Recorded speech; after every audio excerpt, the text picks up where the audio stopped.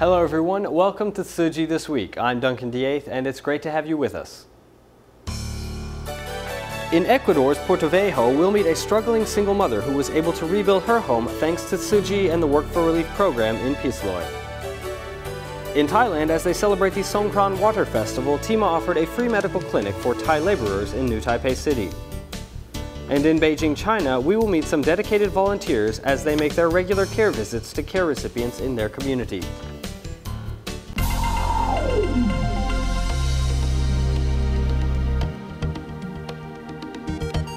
Portoveijo's Pisloy in Ecuador is a poor community with many struggling residents. The April floods made life even more difficult for many. We'll meet a senior who opened her doors to a single mother with a 5-year-old child. The two lean on each other for support during this difficult time. Tzu Chi volunteers recently helped the senior to rebuild her home so this family could have a proper place to call home.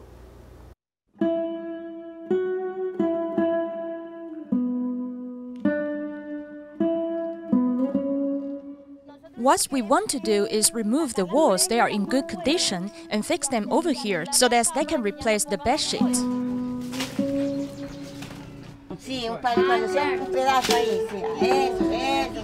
This mattress helped me get through the river, which took everything away from me. The small bed was a gift to us. These old frames are made out of wood. The night of the flood, I was sick. I took some medication for my fever, which made my migraine even worse. I was dizzy and couldn't think straight. My vision was blurred. I couldn't control my bodily functions, and in the end, I lost consciousness. This is the reason her daughters told me to take care of her. As a good neighbor, I take care of her and watch out for her. I offer them a place to stay, primarily so that they can take care of me, and secondly, because they don't have a place to live. She's a single mother. This is how we help one another. We find a way to get by together. She's like a mother to me. She loves me very much, as well as my son. She gives me a lot of support. In the past, I could only use bed sheets for walls, and any sound made me feel uncomfortable and scared. But now, with the help of these men to rebuild my home and Valeria's help, I am living more at ease.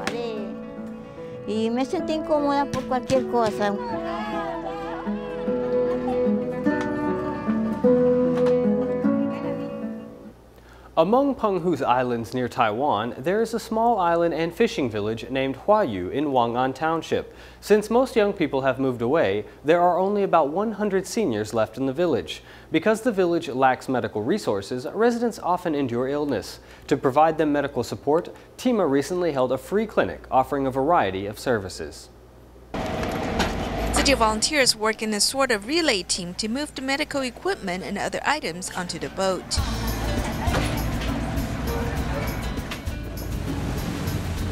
They're traveling from Ma Gong to Huayu village in Wang'an Township to hold the first free clinic of the year. Huayu is a small island in western Penghu. Since most of the young residents have moved away, more than 100 elderly residents are left on the island. The only medical institution there is a public health center where the doctor is not available every day. It is inconvenient to seek medical services. When the boats are not available, we cannot seek medical services. There's only one nurse in Huayu, and we can only get medicine when we are ill. This villager explains the island lacks medical resources. To help provide medical services here, TIMA volunteers come regularly.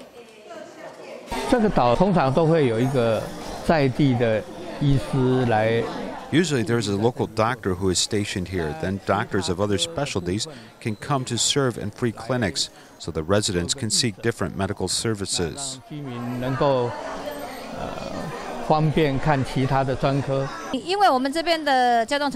Since our boats break down often, it is inconvenience for the elderly villagers to travel to Ma Gong to seek medical services. Your free clinic can provide them with services of different medical departments so they can stay healthy.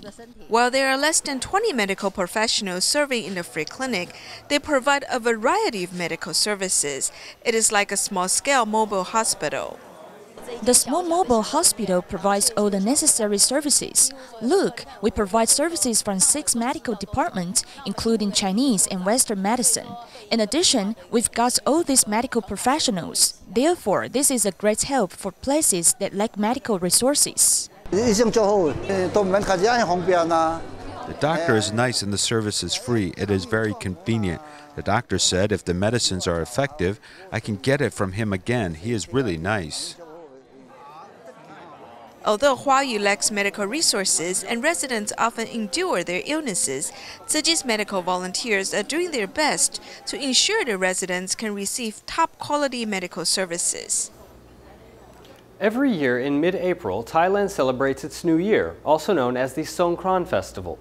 To help Thai foreign laborers combat homesickness, the Labor Affairs Bureau of New Taipei City organized some activities for them to celebrate the festival this year. Tzu Chi volunteers and TIMA members were also invited to offer free medical services. The friendly match of kick volleyball, along with traditional performances of singing and dancing, are the popular ways that Thai people celebrate their New Year. This year, the governments of New Taipei City organized some activities to celebrate the Water Splashing Festival. TIMA members were also invited to provide free medical services with 7 different departments. Thank Taiwan's Ministry of Foreign Affairs at each year's Water Splashing Festival. They hold such a big activity for our Thai laborers. The number of people who come from Thailand to Taiwan to work is really large. I also thank Tzu Chi for caring for their health every year. I don't have many problems with my health. I only have decayed teeth, but I had my teeth cleaned today. The Labor Affairs Bureau indicated that currently in New Taipei City, the number of foreign laborers is nearly 90,000. Among them, there are over 8,000 Thai laborers and 2,000 Thai immigrants. To help them combat homesickness, such activities are held every year.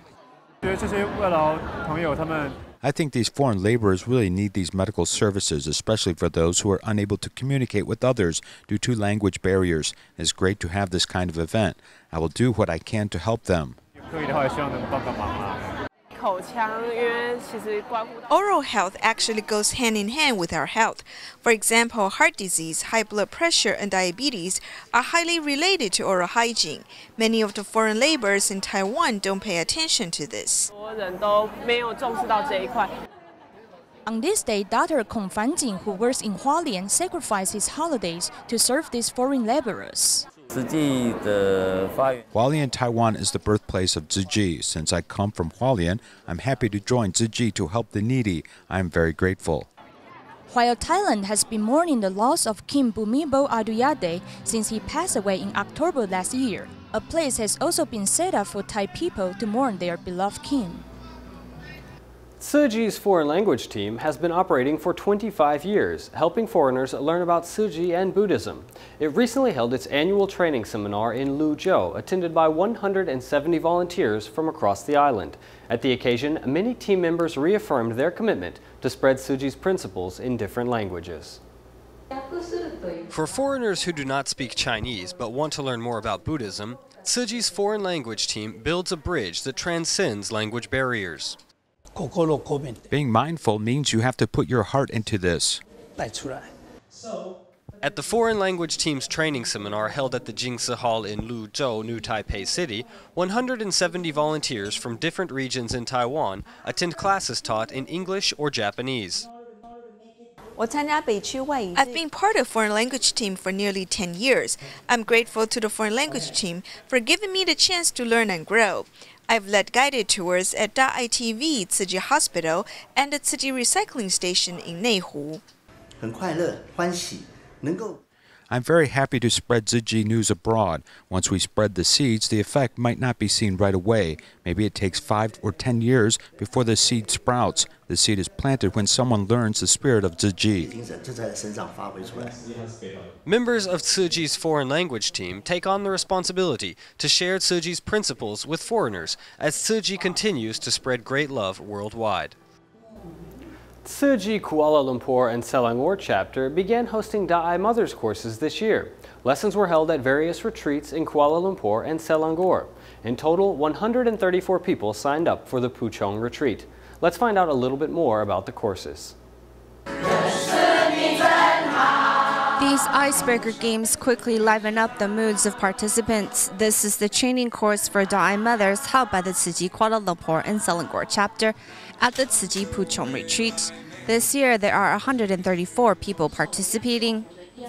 This is the third year Puchong held a training course. The first year, there were very few participants and even fewer staff members. We had about 40-some people. I'm very grateful for the volunteers and Da'ai mothers here today. 我们主要是走入校园，然后跟我们的孩子来讲一个很棒的故事给孩子来听啊。那希望能够让孩子从里面学到品德教育。 After understanding the role of a Da'ai mother, participants also must know how to lead lively activities as well as make props.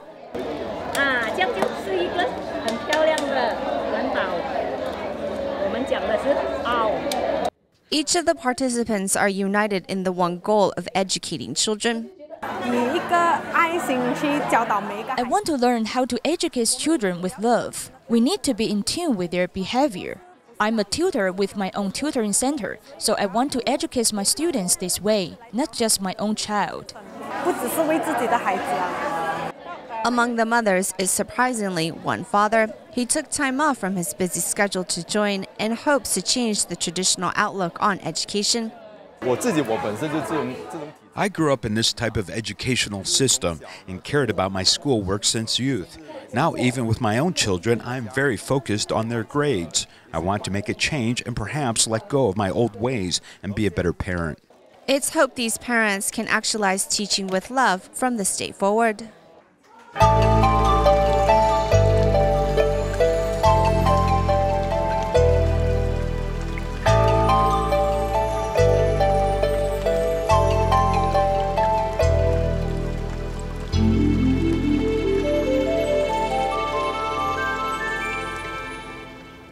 Tzu Chi Malaysia chapter recently invited children from 4 Tzu Chi kindergartens to attend a ceremony at the Jingsi Hall to recognize the completion of their passport to a Veggie Planet program.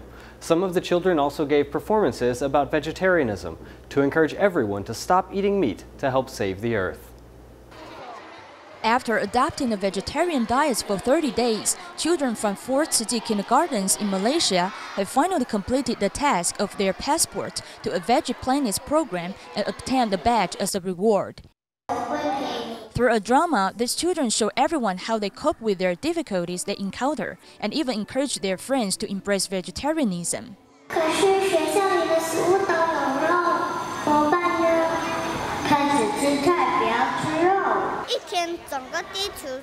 If all the people on Earth adopt a meatless diet for one day, then the power will be great.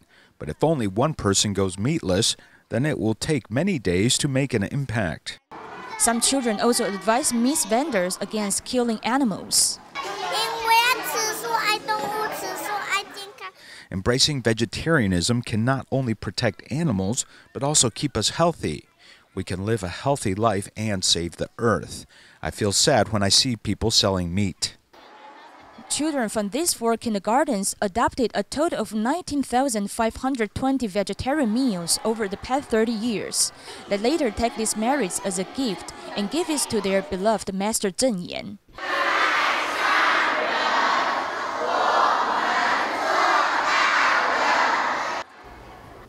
Tzu Chi volunteers in Beijing made regular visits to care recipients in April. They even prepared some vegetarian meals to deliver to the families.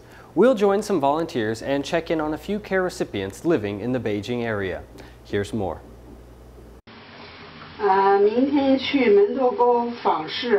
There's the care recipient Zhu Zihao.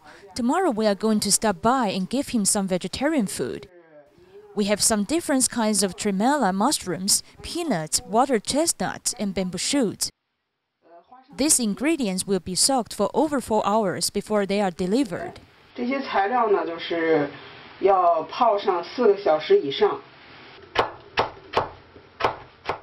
For these volunteers, the hard work of preparing these dishes is a labor of love. Knowing that tomorrow these wholesome dishes will find their way to the care recipients makes the task worthwhile.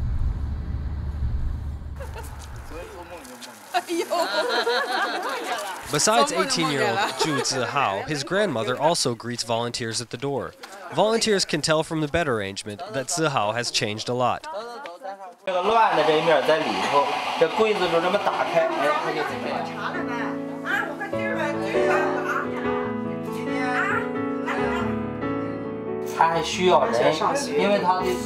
In the past, Zihao's rebellious nature as an adolescent had caused the grandmother to fret and worry. However, since volunteers have been coming to look after Zihao, their home has been full of laughter.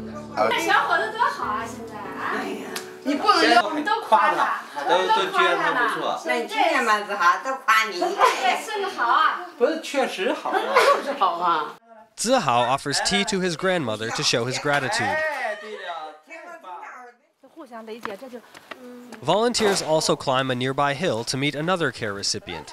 This is Wang Yan, who takes something from under her quilt when volunteers arrive, eager for the chance to pay love forward.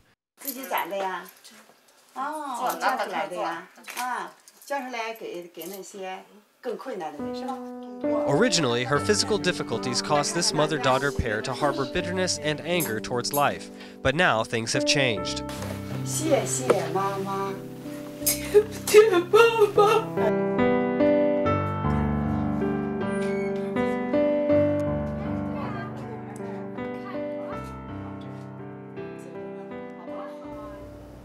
In Indonesia, volunteers in training conduct home visits alongside veteran Tzu Chi volunteers. On one such visit to Tangerang City, volunteers met Siswato, who suffers from rheumatoid arthritis. On another visit, they checked on living conditions of 3-year-old Rizki, who was previously suffering from epilepsy and fevers due to an autoimmune disorder.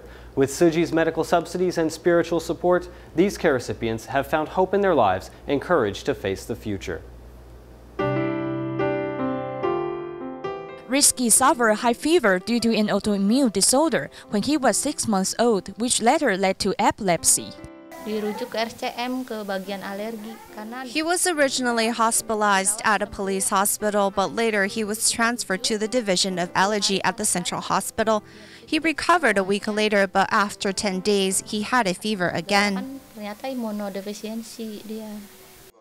As Rizki lost weight, doctors suggested milk powder along with a special formula to replenish his nutrients. But his father works as a driver and earns a meager income and was unable to afford this. I thought the milk powder with special formula wouldn't be expensive. We just want to help my son gain weight. But this kind of milk powder is too expensive for us to buy. Doctors suggested this couple apply for assistance from Tzu Chi, who later paid the expenses of the milk powder for them and provided them with medical support. As Rizki also had ear problems, his parents has been accompanying him to seek medical treatment until he regained his hearing. After he received medical treatment at the central hospital along with the ingestion of the milk powder with special formula, both his health and his hearing have improved a lot.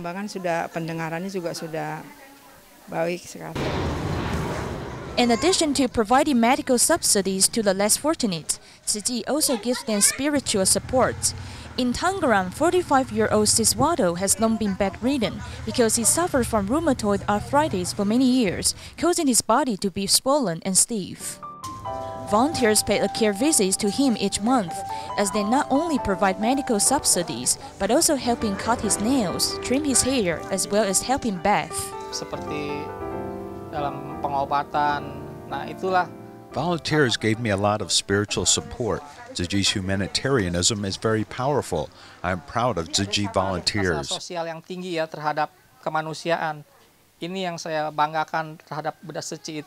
He also hopes to regain his health. Now that he's more energetic and lively, his life is full of hope. After receiving assistance from Tzu Chi, all of these care recipients have formed a good affinity with volunteers. The power of love gives them strength to bravely face any challenges they may face in their life. In Taichung, Taiwan, a girl suffering from blood cancer needed to undergo a bone marrow transplant in October last year. However, her neighbor defrauded her family of the money needed for the operation.